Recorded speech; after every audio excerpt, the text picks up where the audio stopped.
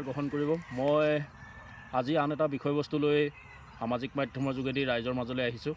গতিকে ক'ৰবাত ত্ৰুটি বিচ্যুতি ৰৈ গ'লে ৰাইজে নিশ্চয় ইয়াৰ বিচাৰ বিবেচনা কৰিব।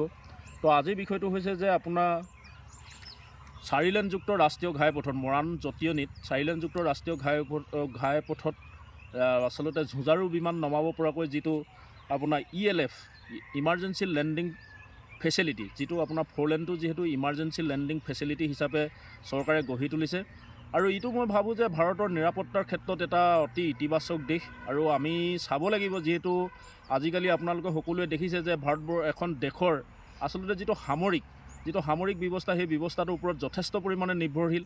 গতিকে তেনেকুৱা এটা গোটেই বিশ্বতে সামৰিক যিটো আপোনাৰ শিতান, যিটো সামৰিক বিভাগ, যিটো দেশ এখনৰ সামৰিক বিভাগ যিটো বা সামৰিক শক্তিৰ ওপৰত দেশখনৰ শক্তিৰ ওপৰত যাতে বহুত ডিপেণ্ডেবল।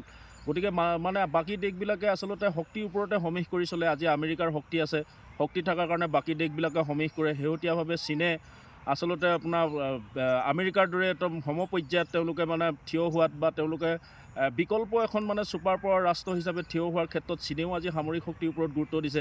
শেহতীয়াভাৱে ভাৰতবৰ্ষও বিভিন্ন ঠাইত বা ভাৰতবৰ্ষও সামৰিক শক্তিৰ ওপৰত যথেষ্ট গুৰুত্ব লৈছে। তেওঁলোকে এই ক্ষেত্ৰত ব্যয় কৰিছে বা নতুন অস্ত্ৰ শস্ত্ৰই নিজৰ সামৰিক বাহিনী তিনিটা বিভাগক তেওঁলোকে শক্তিশালী কৰিছে। গতিকে এই পদক্ষেপটো নিশ্চিতভাৱে এটা শক্তিশালী আৰু ইতিবাচক পদক্ষেপ দেশৰ সাৰ্বভৌমত্ব বা নিৰাপত্তাৰ ক্ষেত্ৰত।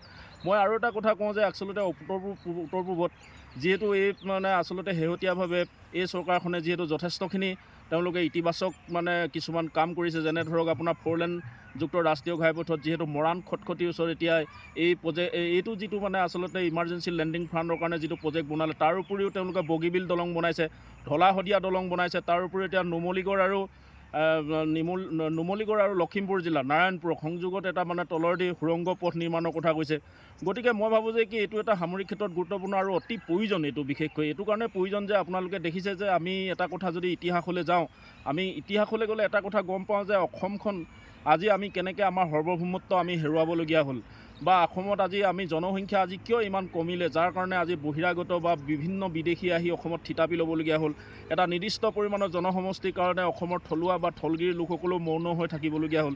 ইয়াৰ কাৰণটো হ'ল যে আচলতে যিটো মানৰ আক্ৰমণ, এই মানৰ আক্ৰমণটো আমি সকলোৱে জানো। আৰু এই আক্ৰমণটো যিহেতু অসমৰ বদন বৰফুকনে মানসকলক তেওঁ মাতি আনিছিলে যে আচলতে তেওঁ পুনৰ তেওঁলোকৰ বদন বৰফুকনে নিজৰ যিটো অধিপত্য বা তেওঁ যিহেতু বিষয়া এজন ৰাজ বিষয়া হ'বৰ কাৰণে বা তেওঁ যিটো সেই সময়ত আহোম ৰাজতন্ত্ৰৰ যিটো এটা ইনবেলেঞ্চ চলি আছিলে, অৰ্থাৎ তেওঁলোকৰ অসমতা বা ক্ষমতাকেন্দ্ৰিক এখন যুঁজ বাগৰ চলি আছিলে। এই যুঁজ বাগৰৰ কাৰণে তেওঁ ক্ষমতাটো পুনৰ ঘূৰাই পাবৰ কাৰণে বা ক্ষমতাটো তেওঁ দখল কৰিবৰ কাৰণে মানক আনিলে। কিন্তু তৃতীয়বাৰ যিটো আক্ৰমণ হৈছিলে, সেই তৃতীয় আক্ৰমণটোত ইমান মানুহক হত্যা কৰিলে যে ইমান মানুহক ধৰি লৈ গ'ল ম্যানমাৰলৈ, যে বিভিন্ন কাম কাজ বা তেওঁলোকৰ লগোৱা লিকশ্ব' হিচাপে বা ইমান মানুহক তেওঁলোকে বিভিন্ন এই যুদ্ধ বিগ্ৰহত মৰিলে বা তেওঁলোকে অত্যাচাৰ কৰিলে। বহুত মানুহ এই ঠাই এৰি পলাই গুচি গ'ল।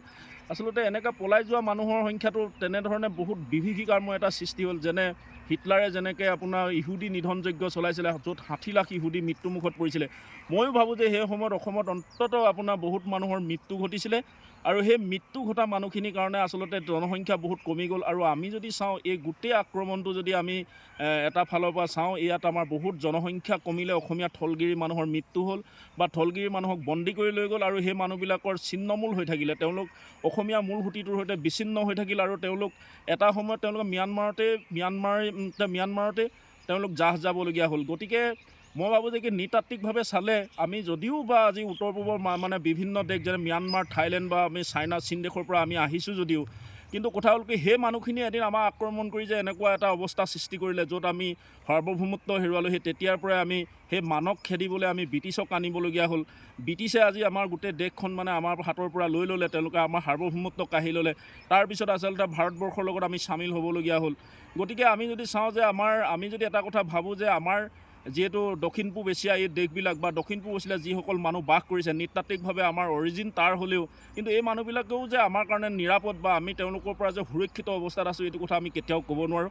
তেওঁলোকৰ পৰা আমাৰ যথেষ্টখিনি তেওঁলোকেও যে আমাৰ ভৱিষ্যতে কিবা আমাৰ কাৰণে ক্ষতি নকৰিব তাৰ কোনো কথা নাই। তেনে এটা প্ৰেক্ষাপটত এই যিটো ELF প্ৰস্তুত কৰিছে, ই নিশ্চয় এটা মানে এটা প্ৰতিৰোধ ব্যৱস্থা বা এইটো এটা সামৰিক ক্ষেত্ৰখনত যথেষ্ট এটা মানে সুফল বা সামৰিক ক্ষেত্ৰখনত বা অসমৰ মানুহৰ নিৰাপত্তা আৰু ভৱিষ্যত নিৰূপণৰ ক্ষেত্ৰত যথেষ্ট ই এটা মূল্যৱান বা অমূল্য অৱদান আগবঢ়াব বুলি মই ভাবোঁ। আৰু লগতে কওঁ যে এনেকুৱা এটা দিন আছিলে দেশ স্বাধীনতাৰ সময়ত যে ভাৰতবৰ্ষই মানে সেই সময়ত এনেকুৱা এটা হৈছিলে যে চীনে অসম আক্ৰমণ কৰিছিলে। আমি সকলোৱে জানো এইটো সৰ্বজন বিদিত কথা যে ৬২ত চীনে অসম আক্ৰমণ কৰিছিলে। এই অসম আক্ৰমণৰ সময়ত তেওঁলোকে বমদিলা হৈ আহি তেজপুৰ পৰ্যন্ত পাইছিলেহি। তেতিয়া কিন্তু মানে প্ৰথম অৱস্থাত যেতিয়া মানে চীনে ভাৰত আক্ৰমণ কৰিছে বুলি ওলাইছিলে বা অসম আক্ৰমণ কৰিছে বুলি ওলাইছিলে, তেতিয়া আচলতে ভাৰতৰ সেই সময়ৰ প্ৰধানমন্ত্ৰী জৱাহৰলাল নেহেৰু তেওঁ ওলাইছিলে আপোনাৰ শ্ৰীলংকা ভ্ৰমণৰ বাবে। শ্ৰীলংকা ভ্ৰমণৰ বাবে ওলাইছে। দিল্লী বিমানবন্দৰত তেওঁক মানে সাংবাদিকে এটা প্ৰশ্ন সুধিছে তেওঁক যে চীনে ইতিমধ্যে অসম আক্ৰমণ কৰিছে, আপুনি কি ক'ব? তেতিয়া তেওঁ দম্ভালি মাৰি কৈছিলে যে আমি এই আক্ৰমণ প্ৰতিহত কৰিবৰ কাৰণে ভাৰতীয় সেনাবাহিনীক দায়িত্ব দিছোঁ আৰু অতি শীঘ্ৰে আমি চীনা সেনাবাহিনীক মানে ইয়াৰ পৰা খেদি পঠিওৱা হ'ব। কিন্তু তাৰ পিছতে যে আহিল আপোনাৰ তেতিয়া আকৌ তেওঁ দুদিনীয়া কাৰ্যসূচীয়ে গৈছিলে। তেওঁ যেতিয়া শ্ৰীলংকা ভ্ৰমণ সামৰণি মাৰি পুনৰ দিল্লীত উপস্থিত হ'ল, সাংবাদিকে পুনৰ সুধিলে যে চীনে ইতিমধ্যে আপোনাৰ অৰুণাচল সীমান্ত পাৰ হৈ আহি অসমৰ তেজপুৰ পৰ্যন্ত পালেহি, আপুনি কি ক'ব? তেতিয়া তেওঁ কৈছিলে যে my heart goes to the people of Assam, অৰ্থাৎ মোৰ মানে মই অসমক এৰি দিছোঁ, ঠিক মানে এটা বিদায় সম্ভাষণ জনোৱাৰ দৰে এটা বক্তব্য।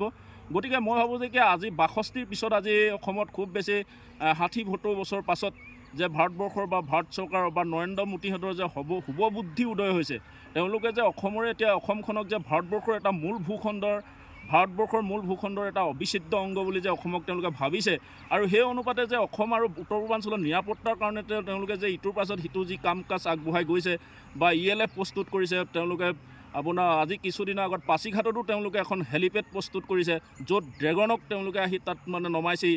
এতিয়াও আজি 2-3 দিনৰ আগত আপোনাৰ নৰেন্দ্ৰ মোদী আহি গৈছে আমাৰ জটিয়নিলৈ, য'ত ELF মানে আপোনাৰ মানে ইমাৰ্জেঞ্চি লেণ্ডিং ফ্ৰানত তাতো মানে ড্ৰেগনকে ধৰি তেজছ সুখয়ৰ দৰে অত্যাধুনিক যুদ্ধ বিমান তেওঁলোকে তাত নমাইছে। আৰু এই বিষয়টোৰ পৰা মই এইটো কথা কৈছোঁ যে তেওঁলোকৰ আজি বহুত বছৰ পিছত হ'লেও অসম ভূখণ্ডৰ কাৰণে যে তেওঁলোকে অসম বা উত্তৰ পূৰ্বাঞ্চলৰ সুৰক্ষাৰ কাৰণে যে তেওঁলোকে এনে পদক্ষেপ গ্ৰহণ কৰিছে, এইটো এটা যথেষ্ট অসমবাসীৰ কাৰণে বা উত্তৰ পূৰ্বাঞ্চলবাসীৰ বাবে এটা ইতিবাচক কাম বুলি মই ভাবোঁ। আৰু ELFে অসমৰ মানুহৰ সুৰক্ষাৰ ক্ষেত্ৰত এক অমূল্য অৱদান আগবঢ়াব বুলি মই মানে পুনৰ ক'লোঁ। আৰু সেইকাৰণে মই আৰু বহুজনে বিভিন্ন ধৰণৰ বক্তব্য আগবঢ়াইছে, কিন্তু মোৰ ফালৰ পৰা মই এইকেইটা বক্তব্য আগবঢ়াইছোঁ যে ELFে যে অসম তথা উত্তৰ পূৰ্বাঞ্চলৰ সুৰক্ষাৰ ক্ষেত্ৰত এক মানে মাইল খুঁটি হৈ থিয় হ'ব। আৰু ইয়াকে মই ক'লোঁ ধন্যবাদ। জয় অসম। সেইটো মাৰি দিয়ক।